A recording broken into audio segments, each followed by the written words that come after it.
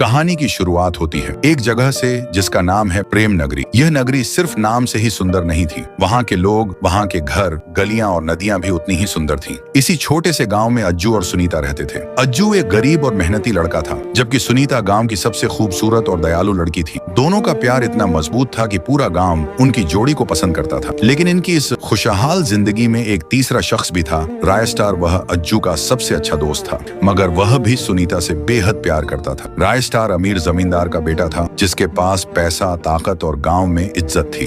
वह चुपचाप सुनीता को देखता रहता, मगर कभी अपनी भावनाएं जाहिर नहीं कर पाया, क्योंकि वो अज्जू से प्यार करती थी। हर साल की तरह इस साल भी पास वाले गांव में मेला लगा। सुनीता ने अज्जू को मेले में बुलाया, मगर रायस्टार ने चालाकी से अज्जू को एक झूठे काम के लिए बाहर भेजे दिया। जब अज्जू अपनी बाइक लेकर वहां से चला गया, तो रायस्टार भी अपनी बाइक से पास वाले गांव में मेला देखने निकल गया। तभी रास्ते में सुनीता अकेली दिखाई देती है, तो रायस्टार ने सही मौका देखकर सुनीता को बताया कि तुम्हारे लिए मेरा प्यार अज्जू से कम नहीं, बल्कि मैं तुम्हें उससे ज्यादा खुश रख सकता हूँ। सुनीता ने उसे मना कर दिया और वो वहां से चली गई, मगर रायस्टार ने ठान ली, अगर वह सुनीता को नहीं पा सकता तो कोई और भी नहीं पाएगा। अगले ही दिन गांव में एक बुजुर्ग के घर चोरी हुई तो खबर फैली। रायस्टार ने गांव वालों को बोलकर अज्जू पर झूठा इल्जाम लगाया कि उसने ही पैसा चुराया है। गांव वालों ने बिना सबूत के अज्जू को बदनाम कर दिया। सुनीता ने उसका साथ देना चाहा, मगर उसके पिता ने उसे अज्जू से दूर रहने का हुक्म दिया। अज्जू ने सुनीता से कहा, मैंने चोरी नहीं की। सुनीता ने कहा, मुझे पता है तुम ऐसा काम कभी नहीं करोगे। मैं तुम्हारा साथ हमेशा दूंगी, चाहे दुनिया कितनी भी तुम्हारे खिलाफ क्यों ना हो जाए।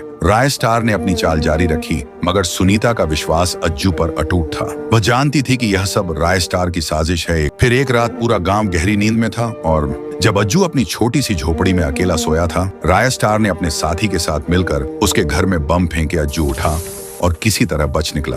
उसके लिए प्रेम नगरी में रहना मुश्किल हो गया। दर्द और निराशा से भरा हुआ अज्जू ने एक रात चुपचाप गांव छोड़ने का फैसला किया। वह सुनीता से मिले बिना ही गांव छोड़कर चला गया। जब सुबह सुनीता को पता चला कि अज्जू गांव छोड़कर जा चुका है, तो उसका दिल टूट गया, लेकिन उसने हार नहीं मानी। धीरे धीरे सुनीता ने और भी सबूत जुटाए। कई महीनों बाद अज्जू एक सफल व्यापारी बनकर वापस लौटा। उसने अपनी मेहनत से दूसरे शहर में नाम कमाया था। जब उसे पता चला कि रायस्टार अब भी सुनीता को परेशान कर रहा है, तो वो उसी समय अपनी लैम्बोर्गिनी से गांव आया, और उसने रायस्टार के दोस्त को देखा तो वो लैम्बोर्गिनी से उतरा और रायस्टार के दोस्त को 1 लाख रुपए देकर पूछा, वो चोरी किसने कराई। उसने बताया कि रायस्टार ने ही चोरी करवाई थी और आपको बदनाम किया था। तो ये सुनकर अज्जू आग बबूला हो गया। चारों तरफ धुआं धुआं हो गया, गोलियों की आवाजें, और जब धुआं छटा तो रायस्टार का दोस्त मरा हुआ नीचे पड़ा हुआ था। तो दोस्तों, अगर आप चाहते हो कि अगले पार्ट में अज्जू, रायस्टार और सुनीता के बीच का घमासान युद्ध देखना, तो इस वीडियो को 10,000 लाइक्स तक पहुंचाओ, तभी आएगा।